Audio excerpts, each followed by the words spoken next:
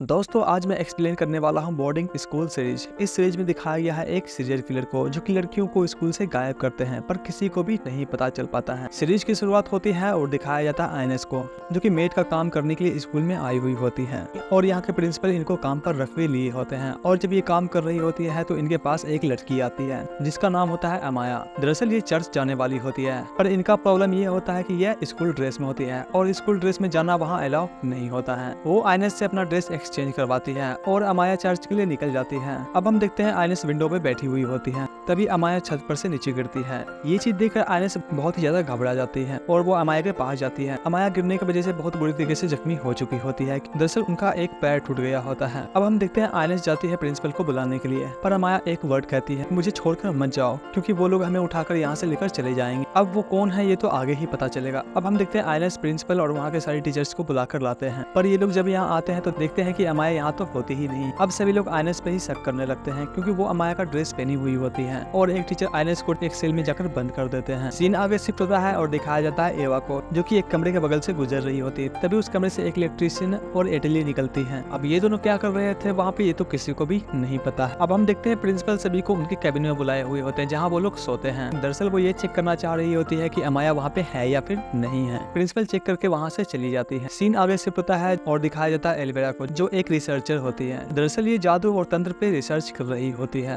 अब हम देखते हैं प्रिंसिपल अमाया के बॉयफ्रेंड को बुलाई होती है। दरअसल ये अमाया के बारे में इनसे पता करना चाहती थी पर बुरी बात ये होती है कि यहाँ भी इनको सुराग नहीं मिलता है उनके खोने का। और अब ये भी दिखाया जाता है कि आइनेस को कैद से बाहर निकाल दिया जाता है। पॉल और उनके दोस्त आइनेस को अपने क्लासरूम में लेकर जाते हैं और ये लोग अमाया के बारे में इनसे पूछते हैं और ये सारी दुर्घटना बता देती है जो वहाँ पे हुआ होता है। आइनेस को लग रहा होता है कि ये भी यकीन नहीं कर रहे हैं इनके बातों पे पर पॉल कहता है कि मुझे तुम्हारी बातों पे यकीन है। दरअसल ऐसी घटनाएं बहुत बार हो चुकी है इस कॉलेज में। अब हम देखते हैं क्लास में पढ़ाने के लिए टीचर आते हैं। सभी स्टूडेंट बैठ जाते हैं पर वो आइनेस को बैठने के लिए मना करते हैं क्योंकि उनको लग रहा होता है कि ये स्टूडेंट है और वो इनका बहाना बनाकर मिड सेम पोस्टपोन कर देते हैं। सीन आगे शिफ्ट होता है और दिखाया जाता है पॉल को जो अमाया का हॉस्टल में जाते हैं और वो एडली से मिलता है और ये दोनों उसी के बारे में बात कर रहा होता है। तभी पॉल अमाया के तकिए के नीचे चेक करता है और उसको एक बुक मिलता है और वो उस बुक में देखता है कि कुछ जगह मार्क किया होता है। दरअसल मार्क उस जगह किया होता है जहाँ पे आत्माओं की जिक्र होती है। अब हम देखते हैं पॉल के दोस्त को जो कि कहीं जा रहा होता है और आइनेस उसका पीछा कर रही होती है पर उसको नहीं पता होता है कि